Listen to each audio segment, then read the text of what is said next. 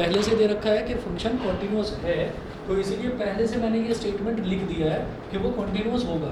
तो पहले मैं LHL निकालूंगा, तो LHL क्या होगा, वही तरीका LHL at x is equal to 3 fx is equal to limit. Sir जब कॉन्टिन्यूस दे रखा है तो हमने उसमें सिचुएशन में x इक्वल टू 3 के लिए, क्योंकि 3 पर ही तो बोला उन्होंने at x is equal to 3, कि वो 3 पर कॉन्टिन्यूस है।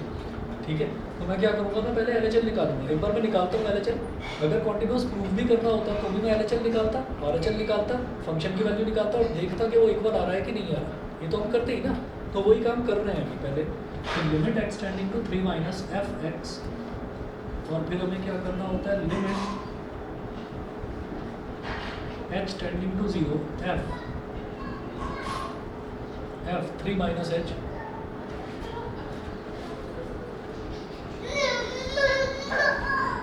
f3 माइनस h, तो ये हो जाएगा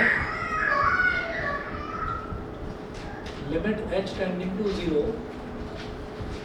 और f3 माइनस h का मतलब क्या हुआ, आप ये देखिएगा कि अगर मेरे पास यहाँ पर x टेंडिंग टू 3 माइनस है, यानी कि x लेस देन 3 वाला फंक्शन लेंगे, ये वाला लेंगे, तो जब ब्रैकेट में x था तो फंक्शन क्या था, ax प्लस 1। अब ब्रैकेट में 3 माइनस h है तो फंक्शन क्या हो जाएगा, a into 3 minus h plus 1। Limit h tending to 0, multiply करिए 3a माइनस ah और प्लस 1। ठीक है, अब किसी भी तरीके का इसमें कोई फैक्टराइजेशन, रेशनलाइजेशन कुछ भी पॉसिबल नहीं है। तो मैं क्या करूँगा, h की वैल्यू सीधा सीधा इसमें 0 डाल दूंगा। जब h की वैल्यू 0 डाल देंगे तो ये क्या हो जाएगा, 3a minus a into 0 plus 1, तो ये तो 0 हो गया। तो ये रिजल्ट क्या आ गया हमारा, 3a प्लस 1। ये रिजल्ट किस चीज़ का आया, ये आया LHL का, LHL 3a प्लस 1 आ गया। सही है। उसके बाद क्या करें, फिर RHL निकालते हैं। RHL at x is equal to 3 fx, ये हो जाएगा limit x tending to 3 plus fx is equal to limit h tending to 0 f 3 plus h, f 3 plus h, ये करना है। तो अब आप देखेंगे कि इसमें मुझे क्या करना होगा, जैसे limit h tending to 0 f 3 plus h है, तो इसमें क्या करेंगे कि x ग्रेटर देन 3 वाला मेरे को रिलेशन लेना पड़ेगा, ग्रेटर देन 3 वाला। तो जब ग्रेटर देन 3 वाला लेंगे तो क्या होगा, देखिएगा limit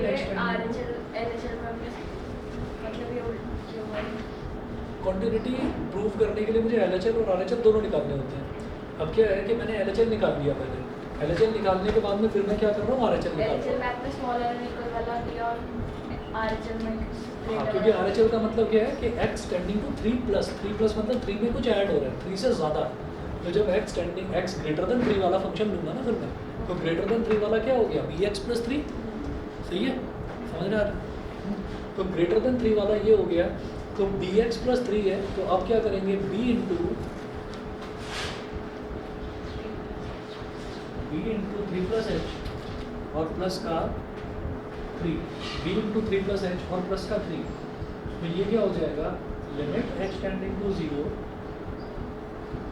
limit h tending to 0 3b plus bh plus 3।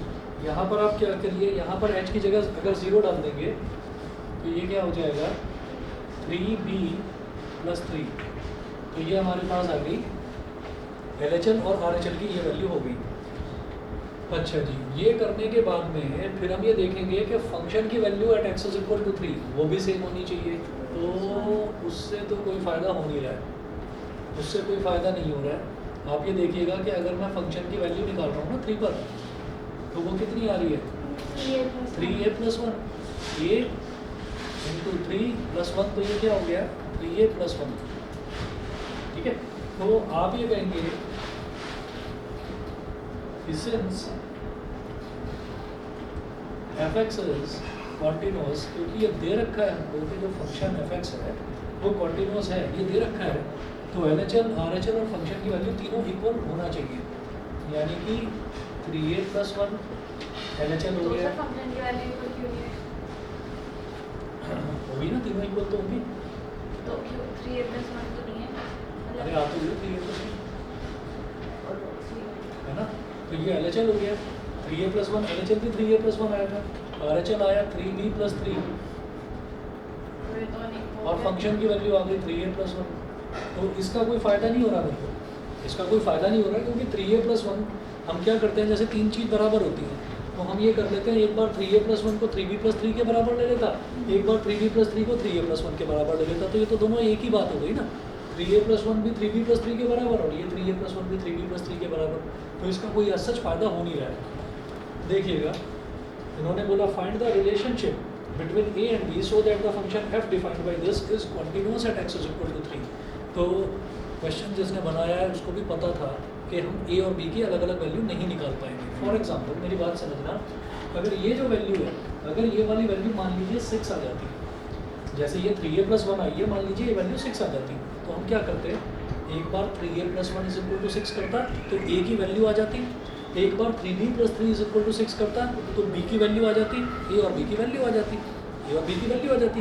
अब a और b की वैल्यू नहीं आ रही है यहाँ पर a और b के बीच में रिलेशनशिप आएगी, तो वो रिलेशनशिप ही इन्होंने पूछी है कि a और b के बीच में रिलेशनशिप बताइए। तो आप क्या करेंगे, ये दोनों को लेकर चलिए, it implies that 3a + 1 = 3b + 3, इसको b को इधर ले आओ, तो 3a - 3b = 3 - 1, अब यहाँ से 3 ले लिया कॉमन, तो a - b = 3 - 1, ये हो गया 2, a - b = 2/3, ये a और b के बीच में रिलेशनशिप हो गई। ठीक है, चाहो तो कुछ और कर लेते, इसको आप मल्टीप्लाई कर लेते, ऐसे छोड़ देते 3 × a - b = 2, वो भी ठीक है। a और b के बीच में बस हमको बेसिकली रिलेशनशिप बतानी थी, वो हमने बता दी, समझ गए। तो यहाँ पर मुझे तीनों के तीनों इक्वल प्रूव करने नहीं पड़े, यहाँ पर पहले से दे रखा था कि फंक्शन कॉन्टिन्यूअस है, जब फंक्शन कॉन्टिन्यूअस है तो left hand limit, right hand limit और फंक्शन की वैल्यू तीनों इक्वल होंगी, ये दे रखा है। ठीक है, चलिए जी आगे ऑनलाइन वाले बताएं। वंश यस सर, आगे समझ समझ गए। Devshi yes sir. और ये FAE 75D40 ये समझ में आ गया। सर हर्षिता। हर्षिता, चलिए आ गया समझ में, क्लियर है। Yes sir. चलिए जी ठीक है, आगे चलता हूँ। अब देखिएगा क्वेश्चन नंबर 18 है, क्वेश्चन नंबर 18 में भी ये इस तरह से हमसे वैल्यू पूछ रहे हैं। तो देखिए, for what value of lambda is the function defined by this is continuous at x = 0। फिर अगला इन्होंने पूछा what about continuity at x = 1, तो उस पर आऊँगा बाद में, वो अलग इंपॉर्टेंट पार्ट है, जो अगला पार्ट है वो इंपॉर्टेंट है, लेकिन पहले ये करते हैं। For what value of lambda is the function defined by this is continuous at x = 0। Lambda की वो वैल्यू बतानी है जिस पर फंक्शन जो दे रखा है फंक्शन वो x = 0 पर कॉन्टिन्यूअस होगा, मतलब तीनों चीज़ें इक्वल होंगी, ये तीनों चीज़ें इक्वल दे रखी हैं, लैम्बडा की वैल्यू निकालनी है। ठीक है, तो अभी क्या था इस वाले क्वेश्चन में उन्होंने a और b की वैल्यू नहीं पूछी थी, a और b के बीच में रिलेशनशिप पूछी थी, इस बार लैम्बडा की वैल्यू पूछ रहे हैं। ठीक है, मतलब एक तरीके से इस वाले क्वेश्चन में देखें तो a और b की a और b वैल्यू की वैल्यू एक तरह से अगर देखा जाए तो अब जो क्वेश्चन है उसमें सिर्फ एक अननोन है, लैम्बडा।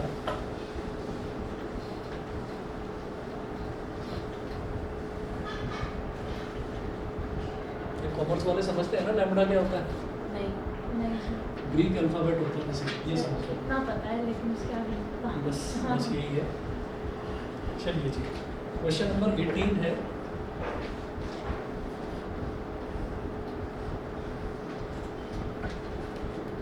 क्वेश्चन नंबर 18 में है fx = जो फंक्शन दे रखा है वो देखिएगा,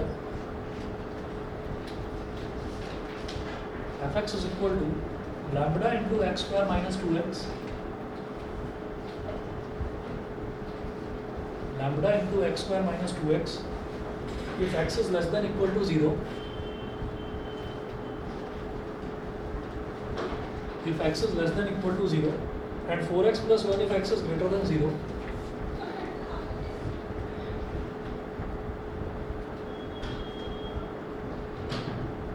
and 4x plus 1 if x is greater than 0, is continuous at x is equal to 0. For what value of lambda is the function?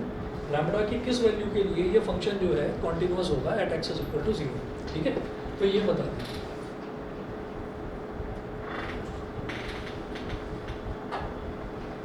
Since fx is continuous, since fx is continuous at x is equal to 0, LHL at x is equal to 0, fx is equal to RHL at x is equal to 0, fx is equal to f0. ठीक है, ये condition true लेकर चलेंगे और फिर lambda की value निकालेंगे. मेरी बात समझ में आ रही है? क्वेश्चन क्लियर है ना सभी को? अब देखिएगा क्या करेंगे इसमें हम. सबसे पहले लेफ्ट हैंड लिमिट निकालते हैं. तो LHL at x is equal to 0, fx sir 1 के लिए अलग करेंगे. 1 पर मैं आऊँगा, अभी आऊँगा. पहले 0 क्लियर करिए. Limit x tending to 0 minus fx is equal to limit h tending to 0 f0 minus h. ये 0 माइनस h का मतलब तो माइनस h ही होगा. हाँ, तो limit h tending to 0 f minus h. अब आप ये समझिए कि मैं क्या ले रहा हूँ, 0 minus x tending to 0 minus, मतलब x जो है वो 0 से छोटा होगा. तो जब x 0 से छोटा होगा तो फंक्शन की वैल्यू है lambda into x square minus 2x. ठीक है, तो limit h tending to 0, limit h tending to 0, function की वैल्यू क्या, lambda into x square minus 2x. अभी x की जगह माइनस h डाल देना है आपको. तो क्या हो जाएगा, लैम्बडा इंटू माइनस h का square minus 2 into minus h. समझ गए? ठीक है. अच्छा, इसके बाद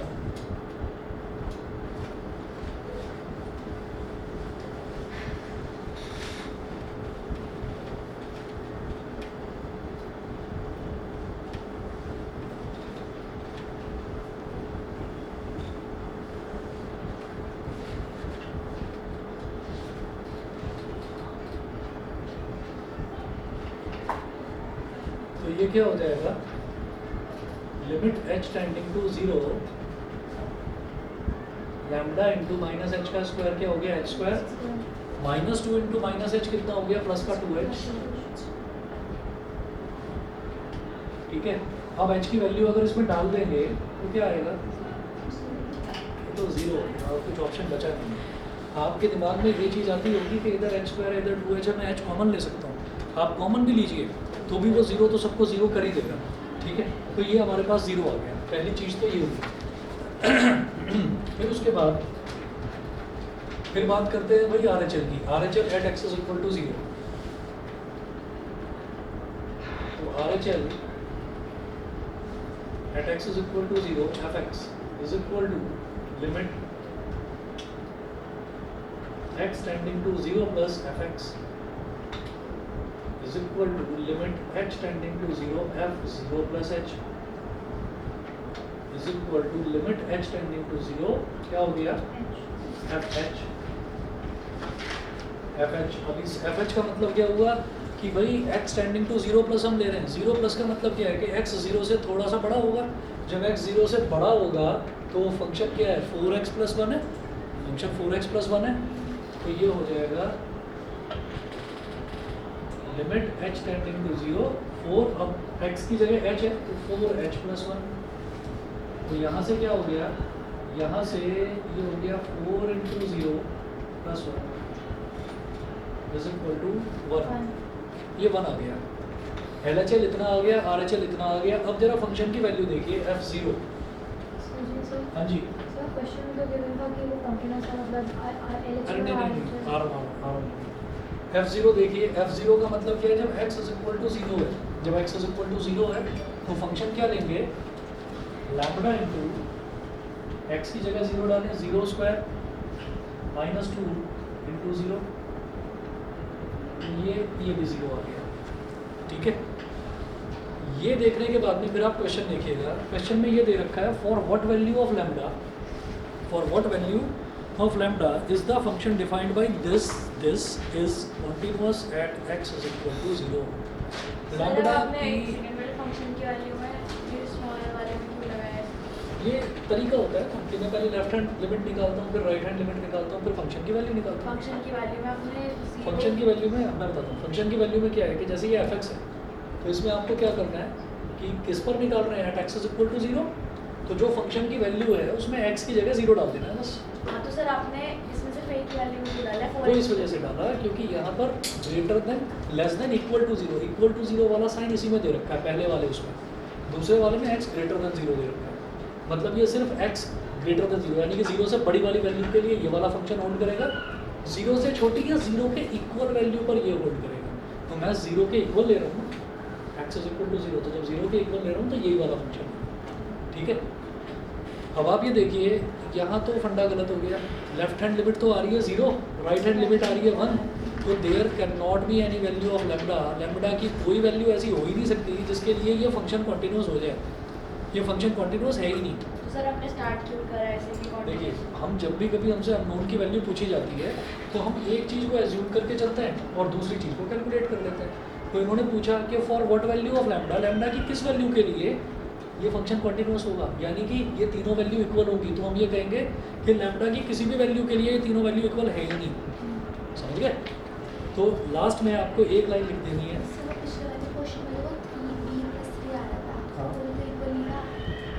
वो देखिए उसमें क्या था कि उसमें तो ए और बी की अननोन वैल्यूज़ हो सकती हैं, अननोन वैल्यूज़ है ना ए और बी की, तो ए और बी की हम कुछ भी वैल्यू ऐसी लें ताकि वो दोनों इक्वल आ जाएं। तो जब ये रिलेशन आ गई तो मैं इसमें बता सकता हूँ कि ए की वैल्यू कुछ हो सकती है, क्या हो सकती है 5/3 और इसकी वैल्यू क्या हो सकती है 3/3, यानी कि 5/3 माइनस 3/3 करेंगे तो आ जाएगा 2/3।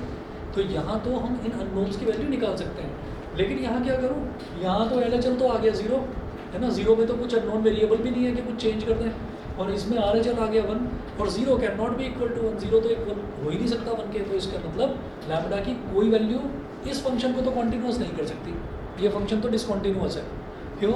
क्योंकि लैम्डा पर डिपेंड ही नहीं कर रहा है कुछ, उसने h ने सबको ही 0 कर दिया, कुछ बचा ही नहीं। समझ गए मेरी बात? ठीक है, बस एक लाइन लिख लीजिए, ये बीच वाला पोर्शन मिटा रहा हूँ ना।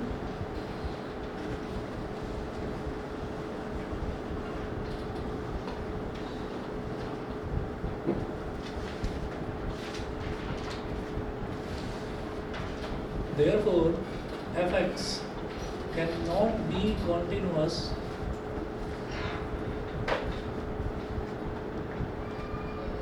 for any value of lambda because LHL at x is equal to 0 fx is not equal to RHL at x is equal to 0 fx। ठीक है, इतना नोट करिए। अभी क्वेश्चन कंप्लीट हुआ नहीं है, इन्होंने लास्ट में ये भी पूछा था कि x इज इक्वल टू 1 पर क्या होगा। 1 मिनट वेट करिए, बस 1 मिनट में आऊँ।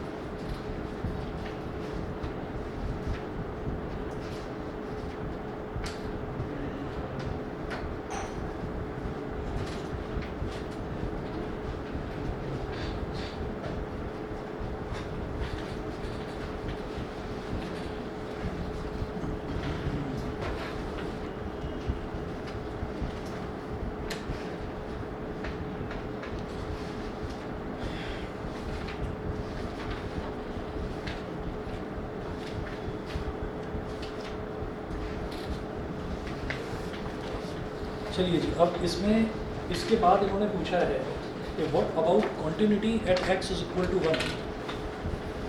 तो यहाँ लिखें, ऐसे लिख लीजिए at x is equal to 1। मैं एक्स इज इक्वल टू 1 पर कॉन्टिन्यूटी अब इसकी चेक करूँगा, ठीक है। अब मेरे को उसमें कुछ भी लैम्डा वैम्डा कुछ भी कैलकुलेट नहीं करना, मुझे उसकी कॉन्टिन्यूटी चेक करनी है। तो क्या करेंगे, LHL at x is equal to 1 fx is equal to limit x tending to 1 minus fx is equal to limit h tending to 0 f 1 minus h। अब देखिए, हमने रटने के लिए ये स्टेप्स तो बिल्कुल रट लिए कि हमको हर बार यही करना है, 3 स्टेप्स हमको यही करना है। लेकिन इस h टेंडिंग टू 0 और 1 माइनस h का मतलब समझिएगा क्या है। h टेंडिंग टू 0 का मतलब क्या है? h टेंडिंग टू 0 का मतलब ये है कि h 0 के बराबर नहीं है, टेंड कर रहा है 0 का मतलब लगभग 0 के बराबर है। लगभग 0 का मतलब क्या है? ये बहुत छोटी वैल्यू है। बहुत छोटी वैल्यू क्या हो गई? 0.000000001 बोल दिया, ये इतनी छोटी वैल्यू, तो इसको कह देते हैं कि लगभग 0 ही है, लेकिन एग्जैक्टली 0 नहीं है। फिर मैंने कहा 1 माइनस h है। 1 माइनस h का मतलब यह है कि 1 में से उसी बहुत छोटी वैल्यू को सब्ट्रैक्ट कर दीजिए। 0.0000001 को हमने 1 में से सब्ट्रैक्ट कर दिया तो 0.999999 आ जाएगा। और फिर कोई भी ये कहेगा ये क्या मजाक है, 0.9999 को सीधा 1 ही बोल दो ना, ठीक है। तो हम ये कहेंगे कि ये 1 में से बहुत मामूली सी चीज़ जो है वो सब्ट्रैक्ट करी जा रही है, मतलब 1 से बहुत ज़रा सा छोटा हो गया है ये वैल्यू, है ना। तो आप ये देखिएगा कि अगर ये एक नंबर लाइन है, इधर माइनस इन्फिनिटी है, इधर प्लस इन्फिनिटी है, इधर मान लो 1 है, तो 1 से मामूली सा छोटा, 1 से मामूली सा छोटा है, और इधर 0 है, इधर 0 है, तो 1 से मामूली सा छोटा 0 से तो बड़ा ही होगा। 1 से मामूली सा छोटा अगर मैं करूँ वो 0.999999 आ गया, वो 0 से तो बड़ा ही होगा, ठीक है। तो इसका मतलब जब मैं LHL निकालूंगा तो कैटेगरी कौन सी लूँगा? x ग्रेटर देन 0 वाली लूँगा, क्योंकि जब भी मैं लेफ्ट हैंड लिमिट निकालता हूँ किसी भी वैल्यू पर, जैसे मान लीजिए मैंने यहाँ पर 1 माइनस, मतलब मैं x इज इक्वल टू 1 पर लेफ्ट हैंड लिमिट निकाल रहा हूँ, तो इसका मतलब यह है कि x को 1 से मामूली सा छोटा ले रहे हैं। जैसे यहाँ पर LHL निकाला था x at x is equal to 0, left hand limit निकाला था, यानी कि 0 से मामूली सा छोटा ले रहे थे, ठीक है। तो अगर 1 से मामूली सा छोटा ले रहे हैं तो वो वैल्यू 0 से तो बड़ी ही होगी, ठीक है। तो इसका मतलब x ग्रेटर देन 0 वाली रेंज वाला ही फंक्शन मेरे को लेना पड़ेगा। तो मैं क्या लूँगा? 4x प्लस 1, fx को मैं क्या लूँगा? 4x प्लस 1, समझ गए, ठीक है, क्लियर है। अभी देखिएगा ये हो गया लिमिट h टेंडिंग टू 0 और 1 माइनस h, fx क्या था? fx था 4x प्लस 1, ये समझ में आ गया, यही क्यों लिया है? तो देखिएगा कि ये हो गया 4x प्लस 1, तो x की जगह डाल दो 1 minus h, 4x plus 1, x क्या है जो ब्रैकेट पे लिखा हुआ है वही x है। लिमिट h टेंडिंग टू 0, 4 1 जा 4, 4 into h minus 4h plus 1, ये 4h तो 0 हो जाएगा, 4 प्लस 1 क्या आ गया? 5, ठीक है। लेफ्ट हैंड लिमिट की वैल्यू आ गई 5, राइट हैंड लिमिट निकालते हैं। ऑनलाइन वाले बच्चे बताएं, समझ रहे हैं? सर मैंने आपसे पहले कर लिया था, मैंने राइट हैंड लिमिट निकाली थी 4x प्लस 1 लिखा, ठीक है। तो आप एक काम करिए, लेफ्ट हैंड लिमिट भी फिर ऐसे ही निकालिए। सर आपने पहले ये क्यों बोला था कि इसमें लैम्डा निकालने की जरूरत नहीं है, मतलब हाँ अब तो 4x प्लस 1 लग इसमें गया तो हाँ, ये तो मैंने इस वजह से बोला ना कि 4x प्लस 1 लग गया। अच्छा, यहाँ पर लैम्डा निकालने की ज़रूरत क्यों नहीं है? क्योंकि उन्होंने बोला what about continuity at x is equal to 1, मतलब वो x इज इक्वल टू 1 पर तो कॉन्टिन्यूटी पूछ रहे हैं कि आप बताओ कि x इज इक्वल टू 1 पर वो कॉन्टिन्यूटी कॉन्टिन्यूस होगा या नहीं होगा, वो ये पूछ रहे हैं। और पहला वाला जो पार्ट था उसमें इन्होंने बोला for what value of lambda is this function continuous at x is equal to 0। तो हमने कहा कि अच्छा कॉन्टिन्यूस बनाना है इसको x इज इक्वल टू 0 पर, तो तीनों वैल्यूज़ को इक्वल कर दो। हमने तीनों वैल्यूज़ को इक्वल करा और फिर सोचा कि चलिए LHL से कोई कंडीशन आएगी, RHL से कोई कंडीशन आएगी, जब कॉन्टिन्यूस होगा तो LHL RHL को इक्वल रख देंगे और अननोन लैम्डा को निकाल देंगे। मैं देख रहा हूँ ना तो LHL में लैम्डा आ रहा है, 0 आ गई वैल्यू, और ना RHL में लैम्डा आ रहा है, 1 आ गई value, and 0 can not be equal to 1, तो फिर लैम्डा की कुछ भी वैल्यू लेते रहो, 1 करोड़ तो 10 सर अगर करोड़ इसमें- कुछ भी ले लो वो इक्वल आएगा ही नहीं। इस वाले में अगर स्मॉलर होता 0 से 2 तो फिर लैम्डा ही निकलता क्योंकि वो अच्छा इस वाले में अगर x लेस देन 1 पर, बस 0 की तो बात ही नहीं कर रहा क्योंकि अब x इज इक्वल टू 1 की बात कर रहे हैं। तो अगर x लेस देन 1 पर कोई और वैल्यू दे रखी होती, कोई और फंक्शन दे रखा होता, तो हम देखते कि क्या करना होता है उसमें। ठीक है ना, यहाँ पर तो 0 से छोटा दे रखा है, मुझे लेना है 1 से मामूली सा छोटा। वो 0 से छोटा तो नेगेटिव हो जाएगा, 0 से छोटा तो नेगेटिव होता है, 0 से जरा सा छोटा भी होता है तो नेगेटिव होता है। तो हमें 1 से जरा सा छोटा लेना है उससे। सही है भाई, इतना बारीक नहीं है जितना दिमाग पर जोर डाल रहे हो, समझ रहे हो कि नहीं? हाँ? सब इक्वल आ गया, Yes. कॉन्टिन्यूअस हो गया। Yes, ठीक है, तो जरा देखिए RHL निकाल लो फटाफट। RHL at x is equal to 1 fx is equal to limit x tending to 1 plus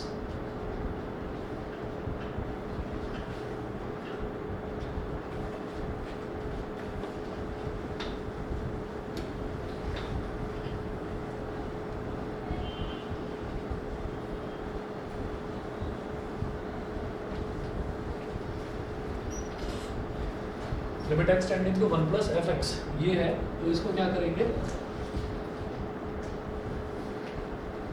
limit h tending to 0 और f 1 plus h, limit h tending to 0। तो 1 प्लस h का मतलब क्या हो गया कि अब 1 से मामूली सा बड़ा, तो जो 1 से मामूली सा बड़ा है वो x ग्रेटर देन 0 वाली कैटेगरी में ही लाई करेगा। x ग्रेटर देन 0, भाई अगर वो 1 से ज़रा सा बड़ा है, मान लो 1.1, तो 0 से तो बड़ा है ही फिर वो। ठीक है, तो उसमें भी फिर 4x प्लस 1 ही लिया जाएगा। समझ रहे हो दिमाग? तो 4x प्लस 1 क्या हो गया, 4 इंटू 1 प्लस h प्लस 1। तो लिमिट h टेंडिंग टू 0, 4 1 जा 4, 4 इंटू h हो गया 4h और प्लस 1, 4h तो हो जाएगा 0, ये भी 5 हो गया। सिमिलरली अगर मुझे फंक्शन की वैल्यू 1 पर निकालनी पड़े, तो जब x को एग्जैक्टली 1 के इक्वल ले रहा हूँ तो वो भी तो x ग्रेटर देन 0 वाली कैटेगरी में लाई करेगा। ठीक है, तो यहाँ पर भी हम क्या बोल देंगे, 4 इंटू 1 प्लस 1, 4x प्लस 1 का मतलब x की जगह सीधा सीधा 1 डालिए, तो ये हमारे पास ये भी 4 प्लस 1 मतलब 5 हो गया। So the function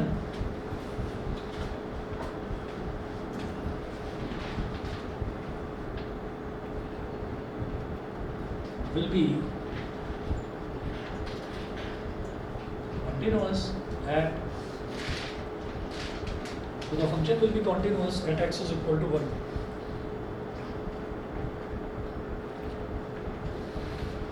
question number 19 पर इंपॉर्टेंट मार्क करिए, ग्रेटेस्ट इंटीजर फंक्शन वाला है क्वेश्चन नंबर 19। हाँ जी बोलिए। सर मुझे एक डाउट था कि जब वो x equal 0 x is not equal to 0 वाले होता है तो उसमें कैसे निकालते हैं? x equal to 0 x not equal to 0 वाला कोई है क्वेश्चन अभी इसमें? जैसे ये क्वेश्चन नंबर 25 है, ये वाला बोल रहे हो? 24 में भी है, 25 में भी है। मैं एक काम करता हूँ, पहले क्वेश्चन नंबर 19 बताता हूँ, फिर 24 या 25 वाला ये वाला भी बताऊँगा। ठीक है, ओके सर। हाँ पहले ये देख लीजिए फिर बताता हूँ अगला वो भी। हाँ जी, अब greatest integer function. Question number 18 में उसमें पीछे आंसर्स में रहता है for no value of lambda f is continuous at x equal to 0 but f is continuous at x is equal to 1 for any value of lambda। इसका मतलब है x equal to 1 into lambda for waiting time। अच्छा, for what about quantity at x is equal to 1? अच्छा अच्छा, तो इन्होंने lambda के बारे में ये दे रखा है कि x इज इक्वल टू 1 पर वो कॉन्टिन्यूस होगा और लैम्डा की कुछ भी वैल्यू लो। ठीक है, हालांकि लैम्डा का कोई रूल ही नहीं है उसमें। ठीक है ठीक है, कोई दिक्कत नहीं। क्वेश्चन नंबर 19 देखिएगा। अच्छा, ग्रेटेस्ट इंटीजर फंक्शन किसी को याद है कि नहीं? नहीं, भूल गए? चलिए ग्रेटेस्ट इंटीजर फंक्शन देखिए क्या होता है।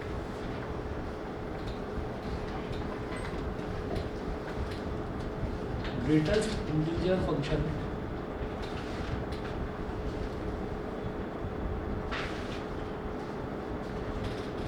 इसको ना ऐसे बताते हैं, जैसे एक फंक्शन होता है लॉगरिथमिक फंक्शन, तो लॉगरिथमिक फंक्शन को ऐसे लिख देते हैं f(x) = log x, ऐसे लिख देते हैं। ऐसे ग्रेटेस्ट इंटीजर फंक्शन को क्या लिखते हैं, f x is equal to square bracket और स्क्वायर ब्रैकेट के अंदर एक्स। अब इसका मतलब क्या होता है, इसका मतलब ये होता है कि आपको इट इज़ डिफाइंड एज, लिखिएगा, it is defined as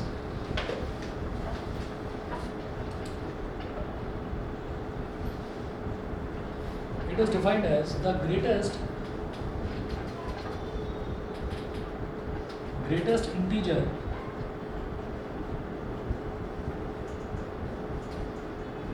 less than, underline कर देना, लेस देन को डबल अंडरलाइन, लेस देन और इक्वल टू को भी डबल अंडरलाइन x।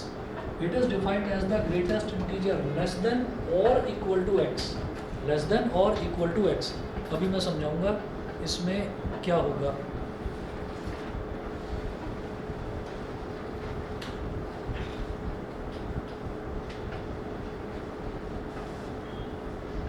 जैसा कि ना इसके नाम से समझ में आ रहा है कि ये क्या है, ये इंटीजर फंक्शन है, ग्रेटेस्ट इंटीजर फंक्शन है। और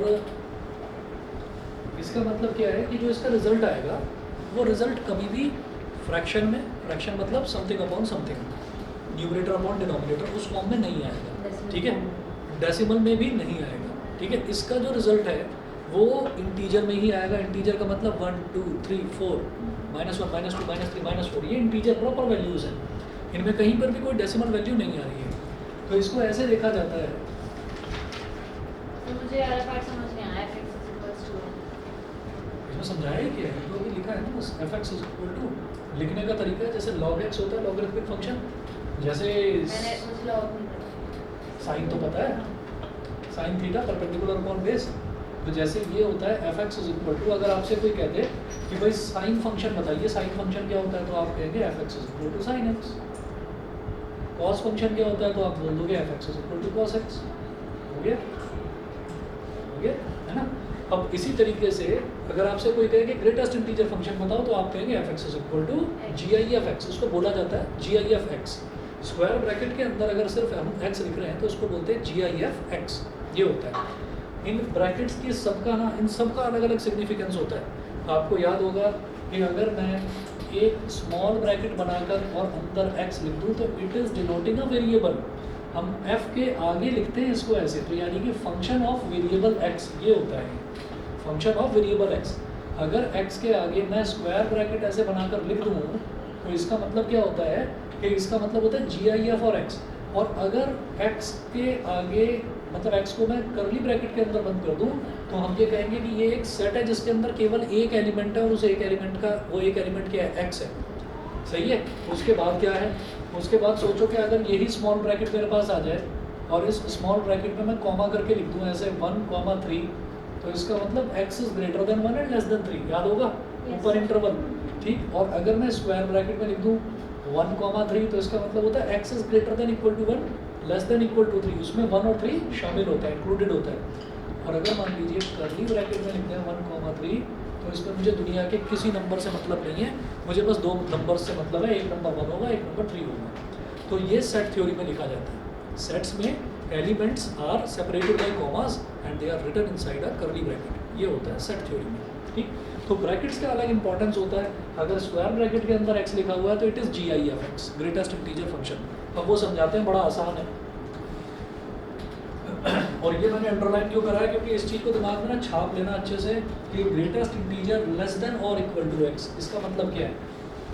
आता हूँ अभी इस पर, एक ना नंबर लाइन बनाकर रख दो यहाँ से, यहाँ लिखो -∞, यहाँ लिखो +∞, ठीक है।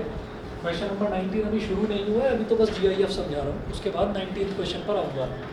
तो आप ये देखिए, यहाँ पर मैंने लिख दिया बेटा 1, यहाँ पर मैंने लिख दिया 2, यहाँ पर 0, यहाँ पर -1 और यहाँ पर -2, बस अभी मैं इतना लेकर चलूँगा। अभी आप ये देखिए कि मैंने यहाँ पर लिखा GIF 1.1, GIF 1.9, GIF 2, GIF -1.9 और GIF -1.3, ये ले लिया हमने, ठीक है।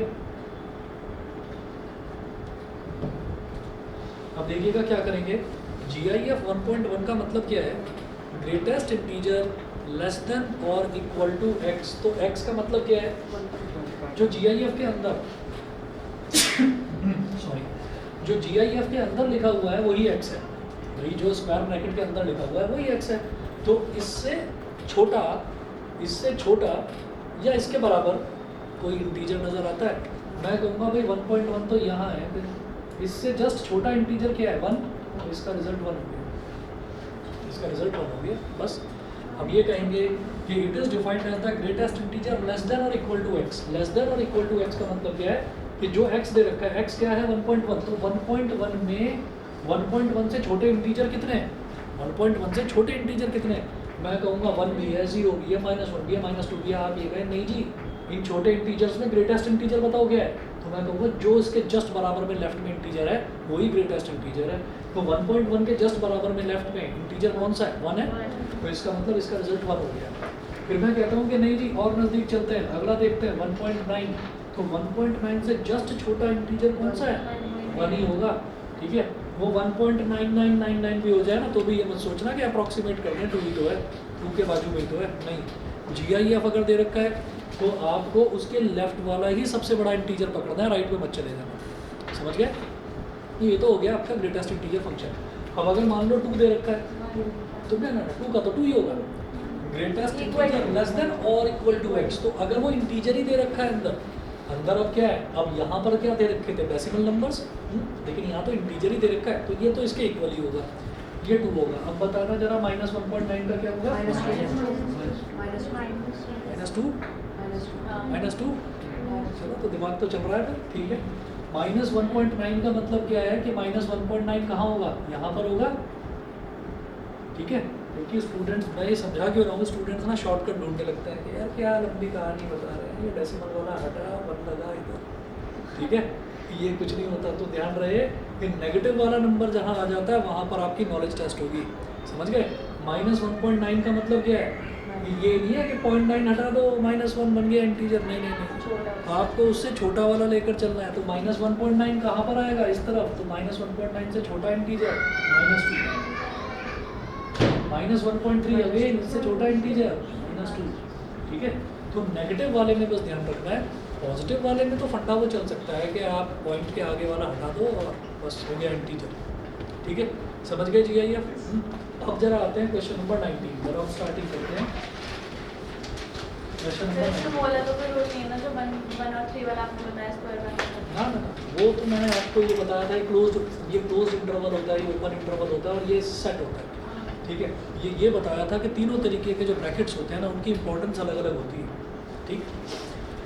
और अब जो है, और ये बताया मैंने इस वजह से था क्योंकि शायद 11th में ये था नहीं फंक्शंस में, शायद टाइप्स ऑफ फंक्शंस था नहीं, सर हमने नहीं पढ़ा है ना। हाँ, वो 11th में ये फंक्शंस वाला पार्ट शायद हटा दिया था, अभी मुझे ध्यान नहीं आ रहा, मुझे ध्यान नहीं आ रहा, 11th में पता नहीं मैंने कराया था। चलिए ये छोड़िए, 19th में देखिएगा क्या था, show that the function defined by gx is equal to x minus GIF(x). और NCERT बुक किसी शरीफ ने लिखी हुई है, तो इसने यहाँ पर बता दिया है कि mod x है, ये जो स्क्वायर ब्रैकेट के अंदर x है ये है क्या। क्वेश्चन तो सिर्फ इतना ही है, show that the function defined by gx is equal to x minus GIF(x) is discontinuous at all integral points। ये हर इंटीग्रल पॉइंट क्या हो गया, कोई भी वैल्यू, कोई भी इंटीजर वैल्यू, चाहे x इक्वल टू 1 पर ट्राई करो, 2 पर ट्राई करो, 3 पर ट्राई करो, तो ये सब जगह डिसकंटिन्यूअस होगा, ये प्रूव करना है। इन्होंने शराफत दिखाते हुए एक लाइन और लिख दिया आगे, हियर ये जो स्क्वायर ब्रैकेट के अंदर x denotes the greatest integer less than और इक्वल टू x, और लेस देन और इक्वल टू x लिखकर इन्होंने डिफाइन भी कर दिया उसको, ठीक है। तो अगर कोई बच्चा भूल गया होगा तो उसको ये देखकर याद आ जाएगा। आप जरा देखिएगा, हमको ये डिसकंटिन्यूअस प्रूव करना है एट ऑल इंटीग्रल वैल्यूज का मतलब इंटीजर वैल्यूज, ठीक। तो हम ये करेंगे, let us check its continuity. Discontinuous मतलब क्या, डिसकंटिन्यूअस का मतलब LHL, RHL और फंक्शन, इनमें से कोई भी 2 वैल्यूज आपस में इक्वल नहीं होगी, या हो सकता है तीनों ही इक्वल ना हो, ठीक। तो वो डिसकंटिन्यूअस हो जाएगा, समझ रहे हैं भाई ना। अब let us check its continuity,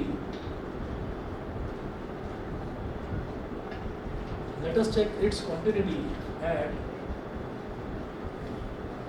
x is equal to k, मैंने वैसे ही कोई नंबर मान लिया k, और k क्या है, ब्रैकेट में लिख लीजिए k इज एन इंटीजर। तो हमने वेरिएबल की बना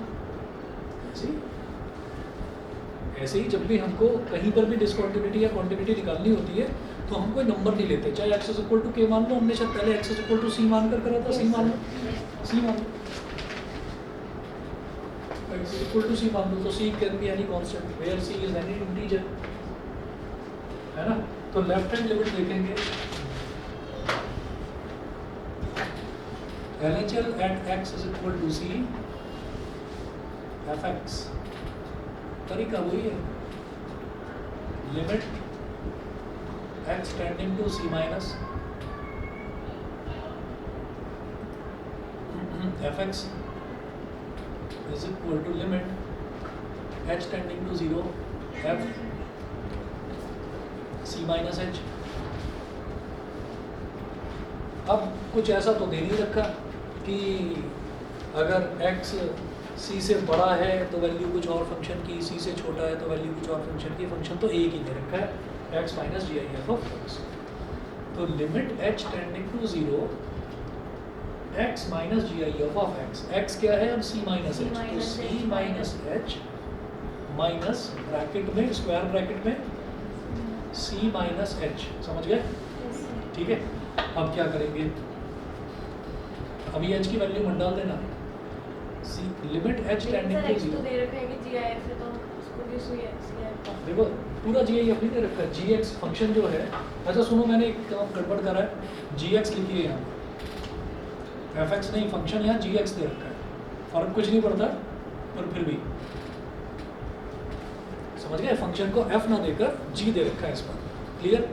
अभी आप ये देखना कि मेरे को सिर्फ GIF ऑफ x नहीं दे रखा, फंक्शन क्या दे रखा है x minus GIF of x, तो x की जगह मैं क्या रखूंगा c minus h, small bracket के अंदर रख दिया, माइनस GIF के अंदर c माइनस h, ये रख दिया। तो सर माइनस GIF तो कुछ अलग चीज़ है ना?